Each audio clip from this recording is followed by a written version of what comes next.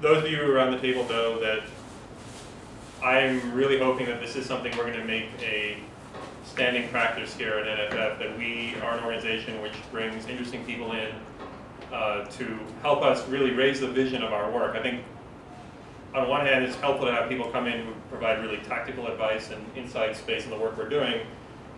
It's also incredibly important when we think about strategy and how we as an organization can have impact, that we intentionally surround ourselves with ideas that are well beyond the narrow scope of what we do. And again, I couldn't think of, it's the timing is why you guys are here now. They happen to be doing a book tour, but for me, this is my end of my 3rd week on the job. And I couldn't think of a better way to kick off this whole idea of doing this on a regular basis. And I think when I first sent the message around, I was a little defensive. I said, I'm not sure what an eye hospital in India has to teach us, but bear with me. Don't think that this means that I'm going to suddenly be setting up NFF offices in India. I then read the book, and I have to tell you, there's so much of this that's so deeply relevant to what we're doing. And I think on 2 levels. First of all, on almost every page around the business model and the way that Aravind has been built in an incredibly thoughtful relationship between mission and money. And our motto is, we're money meets mission. But what I wasn't expecting in the book, and I think you guys have hinted at in the past, is also the way in which, I love the line where you said a lot of the business cases about Aravind talk about the business model, and then as a side say, oh, and by the way, the people are very spiritual. And what I think you guys, the amazing contribution you've made is to really re-embed that as the core of what we do. And again, I think we have different words for it. Some of us is we're religious, other people might say we're spiritual, but at a minimum, I think, even if those things aren't things you're comfortable with, the idea that we seek in our work not just to do work, but to sort of manifest something bigger than ourselves is something that's very important to me, and I'm just totally inspired by this. So just want to say thank you guys so much for spending time with us. Yesterday they were at the Rockefeller Foundation for a fancy reception in the evening that I helped organize before I came here. We're just the humble nonprofit standing you sandwiches, but again, we're just really, really honored that you are here, the 2 of you, and also to honored that this work can help inform us. So they're going to give us a small presentation. They're actually going to do a reading. I don't know if there's ever been a reading in an NFF event. I'm super excited about that. And again, really, I think we can be quite tactical and say, what can we learn about this? So I think we can also be, very much more visionary, spiritual about it. Let's see where it goes. So thank you. And I'm not going to make ineffective introductions of you, but hope you will not be too humble in introducing yourselves. My name is Pavithra Mehta. Pavi, I go by Pavi, and it's a real privilege. I'm so glad Suchi and Anthony were able to arrange this. To share this story with a group like this is a story we believe is to be shared with everybody, like literally everybody, the person sitting next to you on the train, or but for people who are already on that path and who really are committed to kind of creating change in the world. It is an incredible story to share. I came to this narrative, the narrative of Aravind, in 2 ways. One, as a granddaughter, in the spirit of a granddaughter, and the second, as a storyteller. Dr. Venkateswamy, who goes by Dr. V, simpler to say, was my grandfather, my granduncle actually, and he never married, never had any children, but he left an incredible legacy.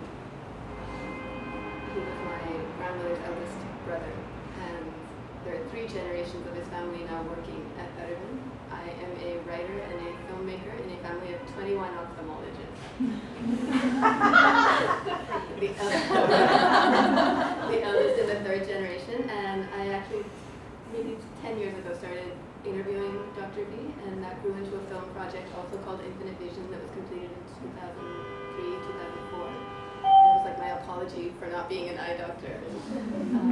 But it's been a tremendous journey, and one of the things Suchi and I really like to do at the beginning of all our events is bring Dr. V's voice into the room, and we do that through a journal entry. We start our book with it as well. It's a really short one. It was written in the early 1980s, and this was at a time when Aravind was, barely a speck on the horizon. It just started. It was time. None of the fruits of his vision had really manifested. Attachment to your village, your hospital, your state or country, that must go. You must live in your soul and face the universal consciousness. to see all as one, to have this vision and work with strength and wisdom all over the world. Perhaps the white-haired man with curiously gnarled fingers paused here for a moment before scrawling the next line, to give sight for all.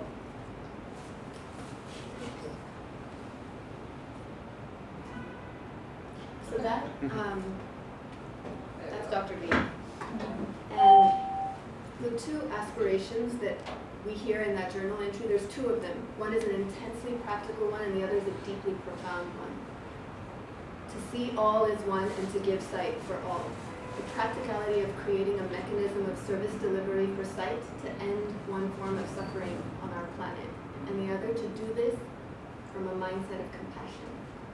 And those two things, there's like an arc between those two things in this story. Someone called it the two wings of an airplane yesterday, and that's really what it is. And for us, the quest of writing this book was really the quest of tracing that connection. Suchi joined me in 2005. It was an incredible serendipity, and its collaboration has been a joy. But that arc between the profound and the practical is what makes this to us the world's greatest business case for compassion. There's a lot of things in the numbers. So this is where Aravind started. Out of a rented home with 11 beds in 1976. Dr. B was 58 at the time, retired. In his early 30s, he'd been crippled by a form of rheumatoid arthritis. His fingers were permanently frozen and twisted out of shape. He was bedridden for 2 years. At the end of that period, he was told he couldn't go into his chosen career of obstetrics. He landed up in the ophthalmology department almost by accident. There he trained those fingers to perform cataract surgery. He performed in his time as a government surgeon over 100,000 surgeries. That's when he started Aravind with 11 beds and his 4 brothers and sisters and their spouses. And he said, all right, we've got no money, no business plan, no safety net. We're going to end needless blindness. 35 years later, they've got 6 hospitals across South India. They've seen 32 million patients in the last 35 years and performed over 4 million surgeries, the majority of them either completely free or ultra-subsidized. The numbers are amazing. One of the most amazing things is the efficiency and the productivity of the doctors. Suchi will talk a little bit more about how that productivity happens, but just to give you a sense, that's Aravind, the one that keeps shooting forward. The average eye doctor at Aravind performs 2,000 surgeries a year against a national average of around 400. The US is not on that graph, but here an eye doctor would perform under 200 surgeries. So the scale is great, the efficiency, productivity is great. What does this have to do with the West? What does this have to do with us sitting here? It's really easy to, when you first hear the story, to kind of dismiss it as a developing world miracle, great, inspiring, but not so relevant in the work that we do. Healthcare in the West isn't exactly in its golden age. And this slide really kind of highlights that. This is a comparison between the National Health System in the UK, main provider of healthcare there, and Aravind. The NHS does about 500,000 surgeries a year. Aravind does over 300,000. Single organization, single institute in the developing world does close to 60% of the surgeries that the UK does as a whole.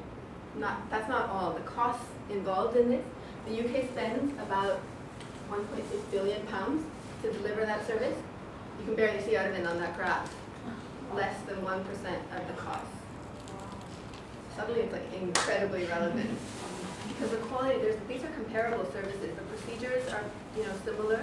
The outcomes are, and Suchi will talk more about this as well, the outcomes compare favorably. Aravind in many cases beats out Western competition on the quality front. What we have in this here, right? One of the things that the framework within which this model was created is an upside down model. It goes against everything that we expect intuitively from the business world, how things should work.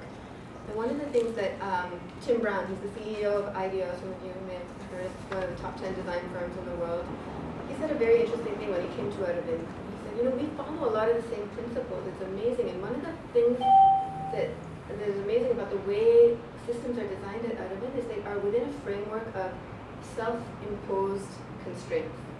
So his whole line was that when you are operating within the same set of constraints that everyone else is operating within, you come up with the same solutions, or at best, incremental innovation. in India, you've got the constraints of poverty, of low resources, all of that stuff, right? Hard to access population. But if you're just operating with that alone, you're not going to get breakthrough innovation. So what are the self-imposed constraints that Aravind brought in? It said we're not going to turn anyone away. We're not going to compromise on quality. And the third one was a real kicker. We're not going to depend on outside funding. We're going to be self-reliant. And he brought those three in when he was in an 11-bed clinic. It was an incredibly crazy thing to do at some level. But it's what led to this upside-down business model. And we're going to run through it really quickly, some of the main things. So the service for all, the first thing, right, that we will not turn anyone away. Effectively, what they did was rip the price tag off of a cataract surgery, and they said, anyone can come in for this. It's very strange to do this in a country where there are 12 million blind people, right? And the average earning capacity, less than $2 a day. Doesn't seem like a smart business move. The next thing they did was to say, we're going to let patients decide whether they pay or not. We're not going to have any eligibility criteria or means test, no complicated paperwork. They can walk in and decide which service to go for. Barefoot farmer can go in for paid services. Man who's to become the future president of India, true story, got free service, right? And chose to get free service. He'd forgotten his cash. He only had to put a check on it. So I'm sorry that keeps popping up. It means we're oversubscribed. More people are now trying to get in than can actually get in. That's good news. The third thing, really interesting. Philip Kotler wrote an article several years ago called "From Market Driven to Market Driving." This is an organization that really doesn't look at the people who are already in the service loop. They really focus on the non-user, and the non-user typically in Aravind's context is the person who can't pay them anything. But what Philip, he compared Dr. B, kind of put him up with the visionaries, Anita Roddick and Richard Branson. He says, people who really can look into the deep-seated, emerging, or latent needs of the customer, right? Not focusing on existing markets, but creating new markets, broadening the pie. And that's essentially what they did by going out into the villages and saying, that's the second one, if they couldn't come to Aravind would go to them, literally sending its hospitals to the villages in forms of medical teams, doctors, nurses, refractionists, would screen thousands of patients, hundreds and thousands of patients, in the span of a few hours, identify those who needed care, and get them back to the hospital. Again, this is something that Suchi will go into in a little bit more detail. She's actually going to take it from here. I can work. Yeah. Don't show it yet. There's a don't show it again. We're going to show up again. So Dr. D drew inspiration from a number of sources. He often talked about world religions and Buddhism and how he could use that, about magnificent architecture, especially the old temples in India and how they were built over dynasties, right? But one thing that he repeatedly talked about that confused everybody was McDonald's. Right? What does burgers have to do with blindness? But if you set aside the public health implications, there's an incredible kind of match between what Aravind does and McDonald's systems, because with a system like that, you can have very accessible, very standardized, very reliable services that are scalable. And one of the big challenges with nonprofits or social enterprises is scale. So at Aravind, he was able to build a system that doesn't rely on the individual doctor, but where the system itself functions in its mission to cure needless blindness. The way you can really see this at Aravind is when you go, for example, if you witness a cataract operation at the operating theater. The operating theater has about 6 tables. One doctor will have 2 tables and very ably assisted by a highly trained group of paramedics or nurses. And the time it takes an Aravind doctor between surgeries is literally the time taken to move the ophthalmic microscope from this table to the next, which is what gives you these very high productivity numbers. Everything else done by highly trained nurses. If you as a patient walk into Aravind for services, everything from when you sign up at the reception desk to when you're discharged post-surgery has been broken up, mapped and broken up into a set of discrete tasks. Each task has somebody who's very specialized, very trained, highly competent to do it. The doctor, which is the most kind of expensive resource for the organization, is used only at the key points where he or she is needed. whether it's diagnosis, whether it's surgery or post-surgery checkup. Again, everything done by highly trained nurses instead. Then if you go to the next point about making quality free, as Pavi had said, it was one of the early decisions that we're not going to compromise on quality. What does this mean at Aravind? It means that whether you're a paid patient or whether you're a free patient, you get the same high level of quality across the board. The same doctors work across both sections. And often there's an assumption that if you're doing kind of developing country work or work for the poor, then quality is low or poor. In a like-for-like comparison between Aravind and the UK system, the national health system, Arvind's complication rates were found to be significantly lower. So that just shows you that doing high-level, high-volume surgery doesn't necessarily mean poor quality. The other thing that's often assumed is, Aravind is just a cataract story, right? Because it's easy, it's quick, it's a simple story. But Aravind has, over the years, built up pretty much all the specialty services that you need in eye care, going everything from cataract to diabetic retinopathy. India is one of the kind of hotbeds of diabetes. We have about 52 million people with diabetes and growing, to cancer of the eye, right? So it's not just cataract.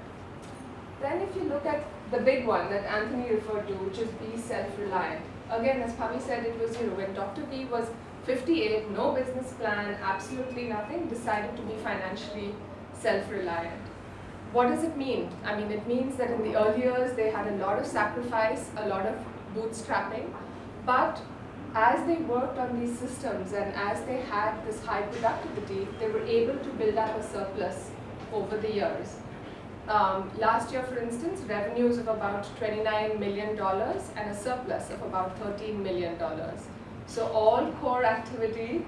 We'll get there soon. Yeah. all kind of core patient services and all expansion happens through their own money. They don't depend on government aid, they don't depend on private donations, and they don't seek foreign funding necessarily. And what's interesting is that this reliance is really, it's a way of how you view the world, right? So it's not just financial. In the 90s, against clamoring world pressure and kind of uproar, Aravind decided to start a manufacturing unit. And they started manufacturing IOLs, which is the lenses that go into your eye after the cataract operation.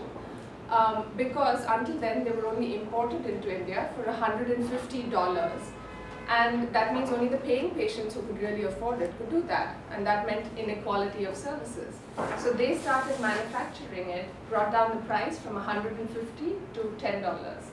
And now the manufacturing unit uses it not just internally, but exports it to millions of patients in about 120 countries.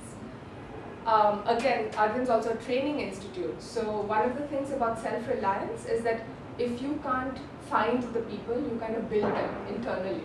So now there's an estimation about 15% of all of India's ophthalmologists have trained internally.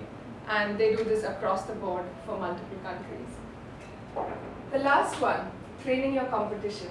One of the things that happens, what happens when you're an 11-bed clinic with a goal that's not limited to your state, not limited to your country, but worldwide. We're just going to eradicate needless blindness, right? Incredible. So what happens is that your kind of capacity of what you want to do doesn't really reach your goal. And so you're able to find allies in every pocket possible and really convert them to your cause. And so hospitals or people who might otherwise be seen as rivals end up becoming partners in this kind of global quest. So what Arvind's done is they've set up a training institute, consulting and training institute, that now works across 69 countries and has trained worked with more than 270 hospitals. And what they do is they don't say, okay, this is our secret sauce, we're going to hold it close to our chest and not share it with you. But they freely give of their lessons. And it's a very structured program, multiple options that hospitals and doctors have of working and learning from the Aravind system. So we've kind of really zoomed you through the core of the Aravind model. but what we wanted to do also is share with you actively a bit of Dr. V's voice. So can we move to the video? Yeah, if you click escape. Escape. Yeah. And just the tab in the bottom there that has the video. Video. Media Yeah. play? Yep.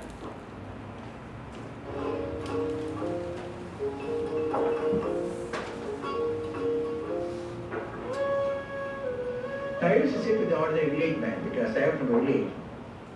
And suddenly he turned down and then you see seem to contact his inner being. You seem to be one with him.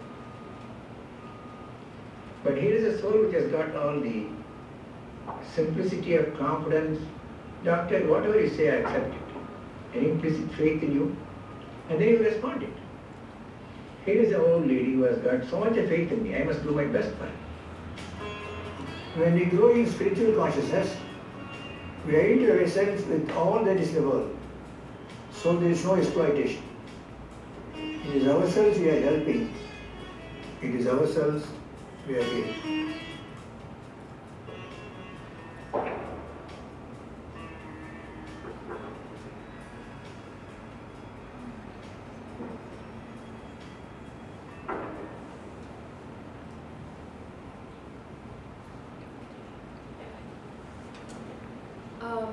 So if we step back a little now from the Aravind model and just talk a little bit about the magnitude of blindness in the world, right? There are about 39 million blind worldwide. 12 million of those live in India. 80% of that is preventable or curable. And in the West, when you get cataract, often you have blurry vision in the evening, rush off, see your ophthalmologist, operation is done, all is good. In countries all over Africa or South Asia, blindness is not only debilitating, it's an early cause of death. Because very often there's either no access to healthcare or there's an assumption. You grow old, your hair turns white, your teeth fall off, your eyes turn white, and you go blind. What does that mean, right? So Dr. V often was completely familiar and would quote all these statistics, but he'd come back to the personal stories. It meant, you'd have stories of like a husband who remarried because his first wife went blind, of children who threw their parents out of the house because they weren't able to earn anymore, of tailors who can't put their thread through their needles anymore, of carpenters whose hammer no longer meets the nail. And it's these individual stories that really kind of drove him and the organization to do what they do. One of the things about situations in developing countries is that a lot of the medical services and the doctors are urban. So in India, 80% of medical services are urban, 70% of the population lives in rural areas. So how do you do this? How do you reach the unreached and really view them as your customers? I want to read a short passage that will share some of this with you. In an Aravind classroom, Tulsi Ravilla, Dr. V's nephew by marriage and the executive director of the organization's training and consulting division, is addressing a group of international eye care providers. Projected on the screen is a picture of a young African girl in traditional attire. What do you see? Tulsi asks the audience of administrators and ophthalmologists in front of her. A young female with mature cataract, comes the immediate answer. Look closer. What do you see? He asks again. Someone from the group offers up a detailed clinical diagnosis of the girl's condition. Is it treatable? Tulsi inquires. Of course, sir, comes the surprised response. What else do you see? Tulsi presses. But no matter how hard they peer at the screen, no one picks up on what he's looking for. Eventually, he uses a laser pointer to highlight it, the unusual earring that dangles from the girl's right ear. There is no mistaking the familiar shape. It is the metal tab off the top of a can of Coca-Cola. What are you looking at? He asks one final time. The room is intrigued and silent. You're looking at our collective failure, says Tulsi, his clear voice ringing in every corner of the room. We have the knowledge and the skills to help this girl, but we didn't. Coke got to her, why couldn't we? Right? So what did Aravind do? In the early years, it would offer its free services, but then they were very surprised to find very few people turned up. So they said, okay, let's go figure out why the poor aren't showing up for our free services. And they did surveys, etc. But what they really kind of got to the crux of the matter is when they met a blind beggar, where he said, if I have to come for your free service, I need to get bus fare to come from where I live to the hospital. I need to then pay for not just the bus fare, but for medicines and for food for that day. Because I'm elderly, somebody has to come with me, which means that person has lost their wages as well. So your free service cost me 100 rupees. So Aravind immediately realized that, okay, it's time to change things and do things differently. So what they do now is they actually have sets of doctors and nurses that go out into rural areas, work with the communities, set up screening eye camps, screen the patients, bring back the ones that need surgery, and cover everything from the transportation cost to the food to the medicine, and then bus them back and they're done. So they're just giving you a little glimpse about how they're thinking about reaching this entire part of the pie, that isn't accessed, it isn't provided services by other healthcare providers. Just to talk a little bit more about what that means to offer a free service. At Aravind, it's not considered a handout. Free is a legitimate, zero is a legitimate price point within a range of other prices, right? And there's sort of it puts the option in the hands of the user. And what was really counterintuitive about this is how, by this intelligent pricing system and keeping in mind the dignity and the kind of where the patient is coming from, and their experiences, their priorities, understanding the context of all of that, and designing a pricing system actually ends up being able to treat more patients than a purely charitable model.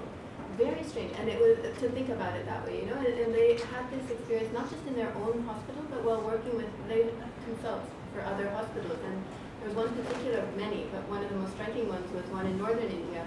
In 2002, 100% charity work that they were doing in eye surgery, mostly cataract, and it was a kind of a more basic, like before the phaco is what they do here. It's an ultrasound using a form of cataract surgery.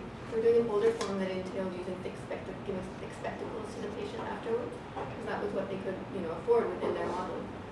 And they were very resistant to the idea of bringing in a pricing system because they thought it would corrupt the purity of their mission. And valid. I mean, we all have probably heard that from people that are nonprofits. But what Aravind, when one of their trustees came and sort of experienced the Aravind model, he went back and convinced his hospital to actually try this crazy idea out, right? And what they did was, they did a few things simultaneously. They introduced a tiered pricing system. They also started eye camps going out to the community to proactively drive volume.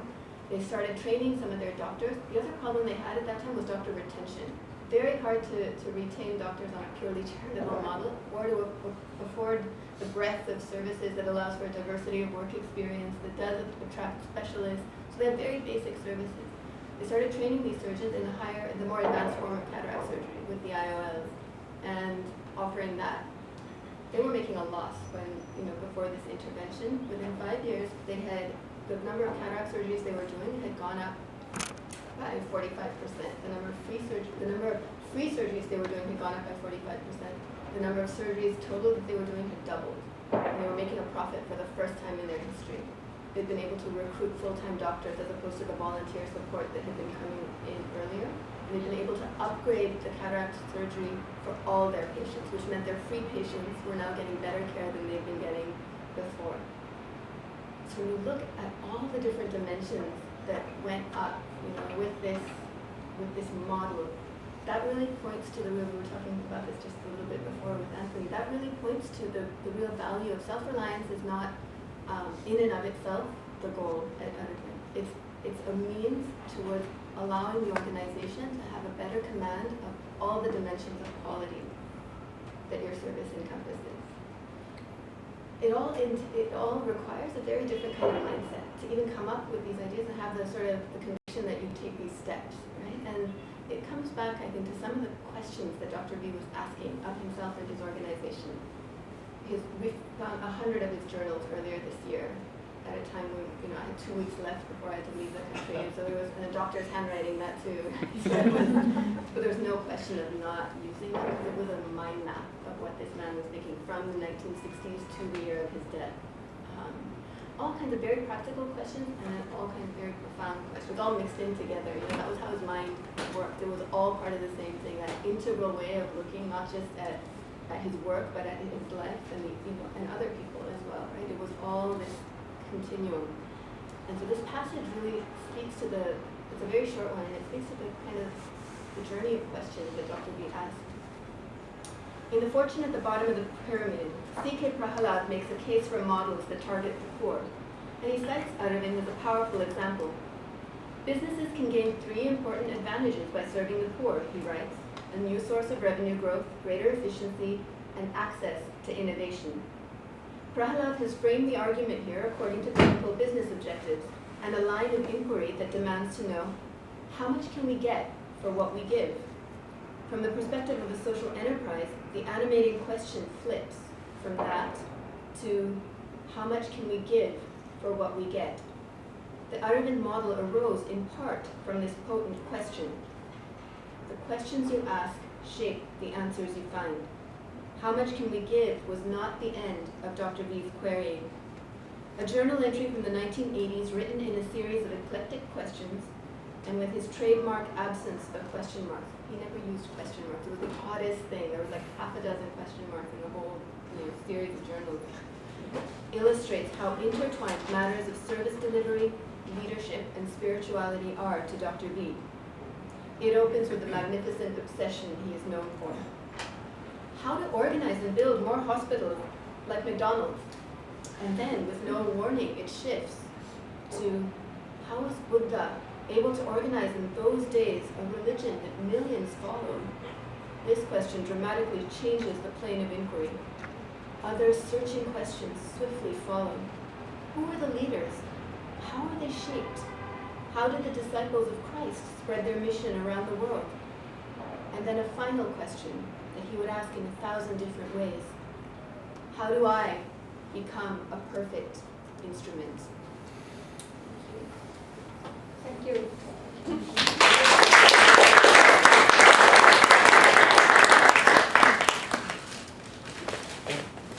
I have lots of questions, but I'm going to hold back. I don't know if anyone wants to go, feel free. We want to keep this informal, so we don't want to keep anyone here, but I don't know how long you guys can stay. I can stay till 2. But if anyone has questions that, I think there's lots of ways. My mind, when I read this, was, it's funny, on almost every page, especially at the beginning, I kept thinking really concrete implications for NFF.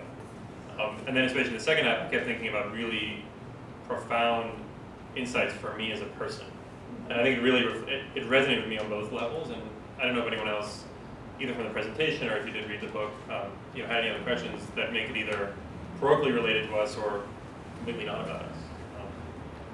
Yes? Well, I had a sort of question about sort of the challenge of the business model. I mean, you speak at one point about how there's this really fine balance between bringing in customers who are not able to pay and funding it through the subsidized and non-subsidized customers, and it just seems like it would cause a lot of sort of tension over time. And how I know you spoke about this in the book, but how do you sort of handle, how does the hospital handle that, and how will they handle that in the future, especially if they are training their competition?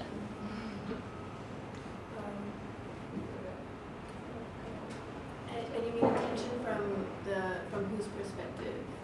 From sort of being able to fund everybody if you're not necessarily making enough money from the paying customers. So the way Aravind, the model that it followed was the scale always came later.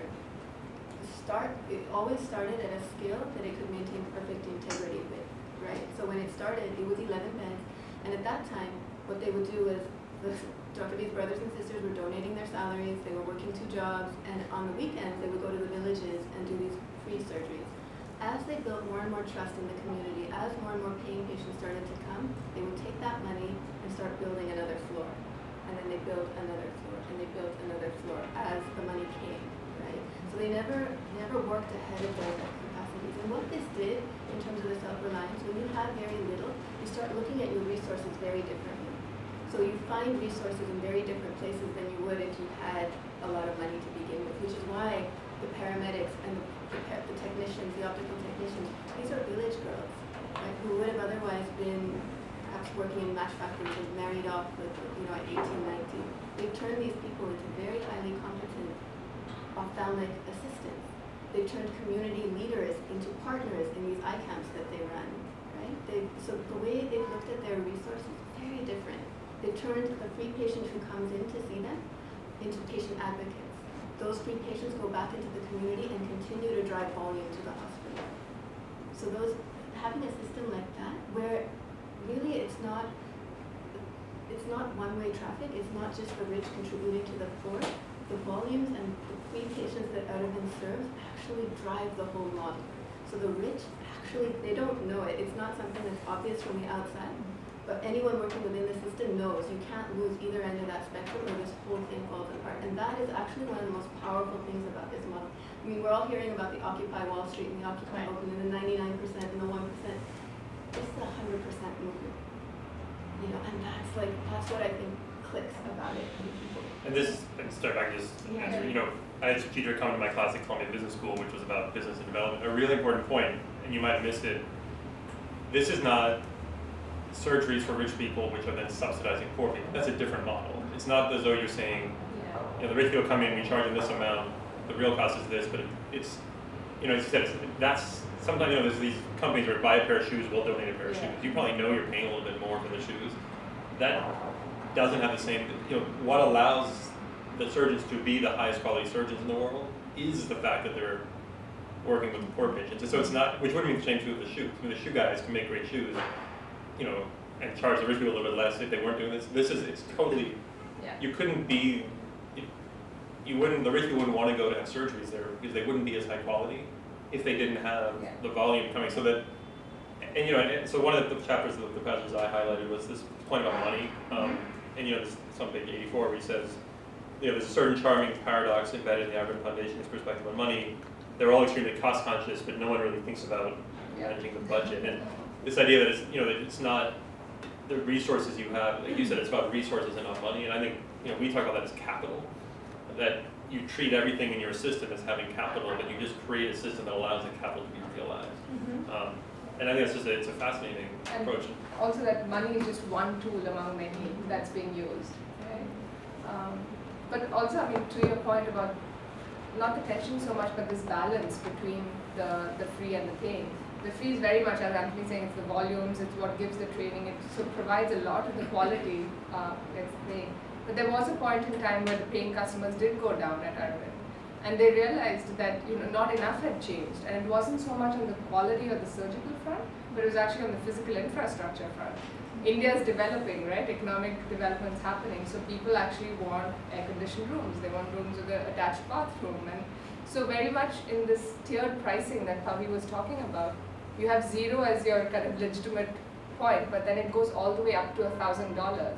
And you can make a choice as a patient to either to go in any of the brackets, depending on room choice, but also depending on the IOL lens that will go into your eye.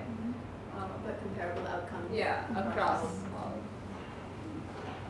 I was actually curious about that experience of the sort of wealthier customer. I mean, how do you think they kind of make the decision of where they fit in that tier? Do you have a sense? I mean, like literally when they walk into the hospital, how do they decide? Right. So a big thing that brings people to Aravind who are paying customers is the quality, because Aravind now is really well known for what it does.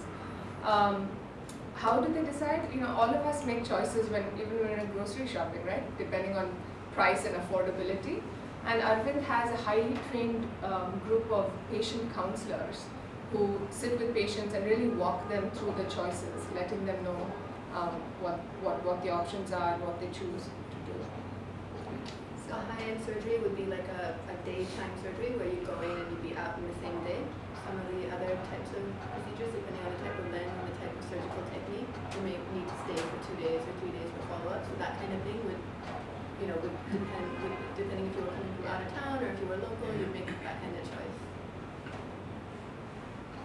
I have a question about the staff and how they view the organization, and do they see themselves as working for like an organization whose mission it is to do good and to promote change, and or do they just see it as another job? I'm researching here versus I'm researching there, and then tied into that, I'm just curious, are the salaries how do they compare to the rest of India? And so is it, do they take let's say a little bit of a pay cut knowing that you're doing this great work? Yeah. I'm just curious about that. Yeah. Right now, the surgeons are paid market rates. That wasn't the case in the early years for sure, when it was just the brothers and sisters and it was really, they were doing whatever needed to be done to get things working. Now, at the scale it operates at, Aravind has to be able to accommodate varying motivations for people coming in.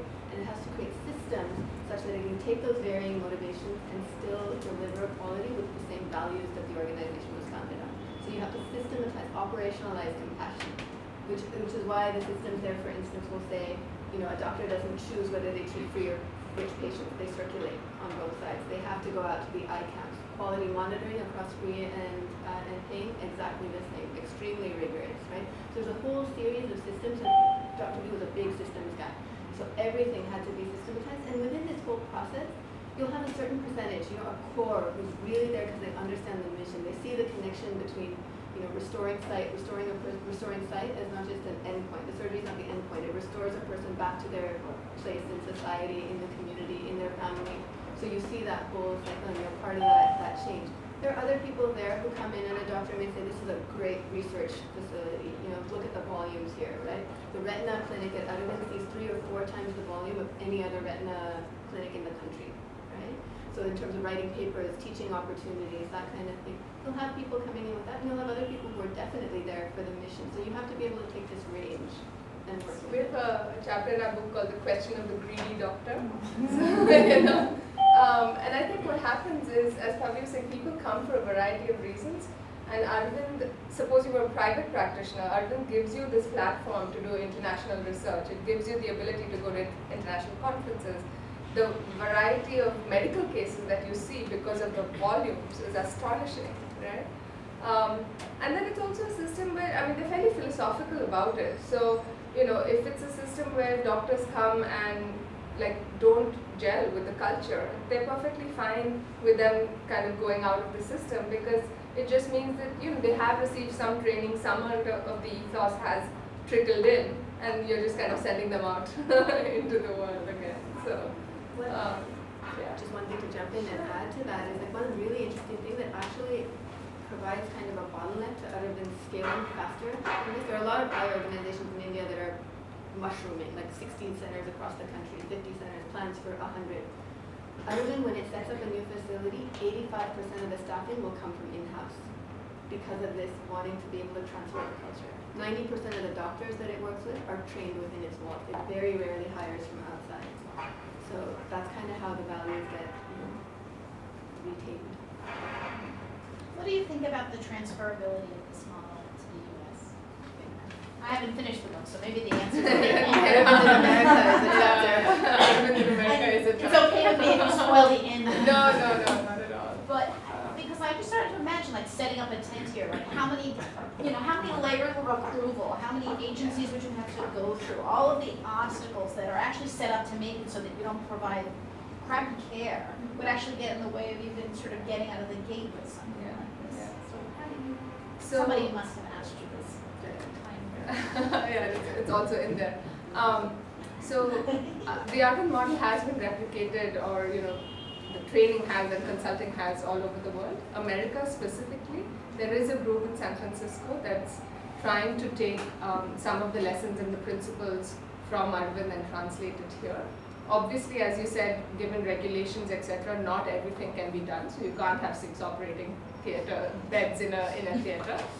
But what they are trying to do is set up not a full-fledged hospital given the expense, but set up something called an ambulatory surgical center. And the thinking there is to get a number of kind of private practitioners invest in it, set it up, and take from Aravind the efficiency principles of how they run and operate. And from that surplus, be able to serve at least 20%, if not more, for uninsured and the free. So it's still very much in an idea phase, but they are actively working on it. That's it. One of the things that's like a big barrier to that in terms of the mindset in the West, and that's already, there's a quality movement in healthcare here to change that. This is unusual, unprecedented, even within the country, let alone comparing with the West, is how outcomes are made so transparent, surgical outcomes, and individual doctor performance across the system. So surgeons' outcomes will be shared with the nurses, will be shared with the residents, will be shared all the way up to the More top than 200 management. people Will view that data on a weekly data. basis, right?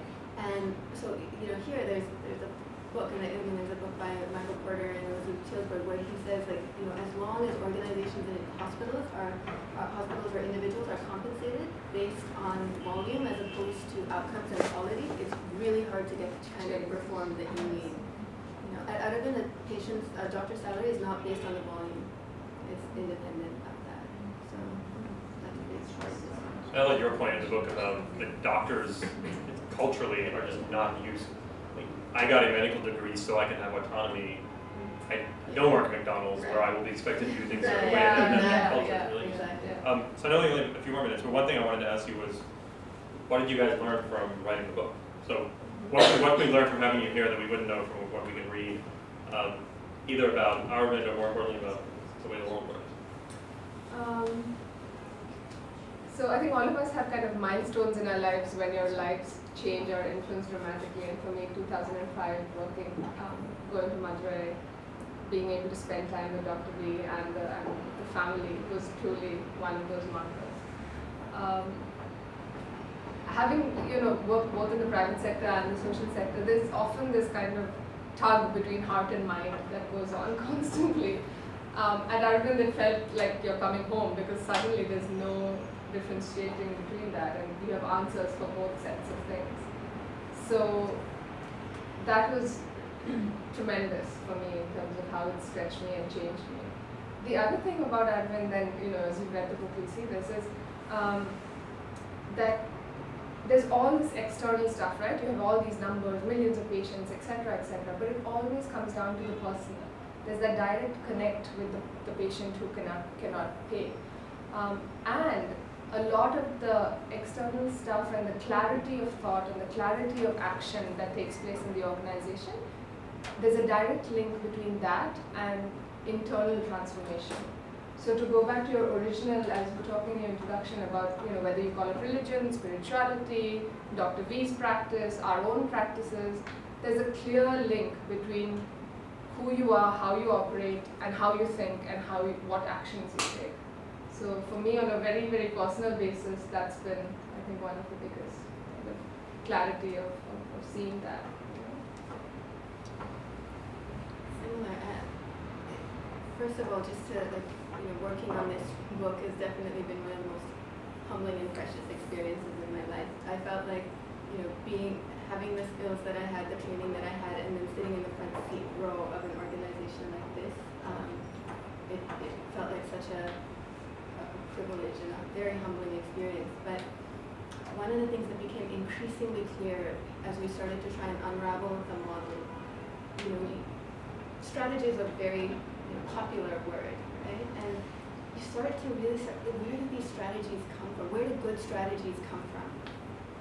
Because when you talk about replicating the model, you can't always just pancake strategies across. You have to start thinking about the root, the soil, from which that arose, and that there's sort of a kind of an understanding for me that started to crystallize that really strategy is knowing what skillful action to take towards an aspiration, right? Knowing what skillful action to take, and that action, knowing of what that action is, what that concrete manifestation is, comes from clarity of thought, and that clarity of thought comes from a certain discipline of mind and heart. a discipline. It's not something that comes automatically. It's not something you get one day and you have for the rest of your life. It is a day in and day out practice. And when you take that concept of the evolution of an organization being linked to the evolution of the individuals within it, it makes for a very powerful view of your life and your work and the world around you. And it speaks to the interconnections, not just between your life and your work, but your life and other people's life and other people's work. And that, I think that's what this book rests on. And I think for us, that's really what we want to have go out with this book, which is why to us it doesn't make sense to not give it away, like when we come to speak about it. That's what we want to share. So just to end on that, so we've gotten, and how can we give? I've already ordered, by the way, I've already ordered your books. I've been having meetings with other CEOs of nonprofits and donors, and I'm already sending it around the country. This is coming up, but how else can we support you in getting this story told? In getting the story told, sharing it exactly as what you're doing, sharing it, giving it to people, writing reviews, online, that kind of thing is awesome. Follow us on Facebook. We have the usual stuff. In terms of getting involved or staying more connected with Aravind as an organization, you have great, partner in New York itself. Donna Campbell is the executive director of the Aravind Eye Foundation. Maybe this is a good place to have Donna share a little bit. Yes, I am the only executive director of a nonprofit in the United States, which they don't want me to raise any money. Which is not completely true, but when I actually started working with them to kind of figure out, what was originally the Friends of Aravind, but is now Aravind Eye Foundation, what should we be doing? Because it was started by a group of friends who really wanted to support and spread the word about Aravind and connect to it in many ways. And that part of its role hasn't changed. The one thing we always want the foundation to be is a place where people can come and be part of the whole Aravind journey in whatever way that is. And I have amazing volunteers that work with us in many different areas. But then we started looking at, is it mutually exclusive to raise money for an organization who says they don't, they're self-reliant? And I talked to fascinating people in eye care and social enterprise, and the answer is really no. The foundation does not raise money for the core services of Aravind. Those are completely self-sustaining, as you heard, throw off a surplus of about 40% last year. And the areas where they do need help are taking the model to other countries. So we in other hospitals in India, we identified 3 different areas. And one is this idea of capacity building. So it's providing the resources for a hospital in another country, another part of India, to learn about the Aravind model and the methods, and then deploy them in their own hospital. I'll give you an example of a hospital that doubled their output and was able to raise the quality of services. The other area is dealing with this access issue that 70%, and not just in India, but in most developing countries, people live far from a doctor. And so and the second area that we work in are raising funds to build rural vision centers, which then provide a permanent source of ophthalmology care for usually 40 to 70,000 people. And then the third area is medical research, because medical research is rarely self-sustaining, and India in particular, and Aravind in particular, because of the huge volume of cases they see, offers this ideal environment to really try and come up with the solutions for blindness in many different areas, not just cataracts, but diabetic retinopathy, blastoma, glaucoma, and those are sort of the 3 major areas that we are working in. And then there are some patient support services that we also work with, because a patient comes in for eye cancer surgery that is a long-term treatment. So those are the areas that we work in, but we're always whatever we do is core to that mission of eliminating needless blindness. We're kind of the support organization in the United States. So if you want to volunteer, if you want to find out about, I'd like to get a bunch of my friends together and raise money for a vision center, I'd love to hear from you. Thank you. So thanks so much. I don't want to take too much time for everyone else, but thank you. I hope this has been interesting and a good starting point. And I hope that this is all about us tapping into our networks. Again, it's about finding resources that we might have in unexpected places. And so if anyone of you know people who are passing through New York or any of our other offices that have interesting stories to tell, I'd love to be able to do this on a regular basis. So thank you guys for sharing your story with us. Thank you.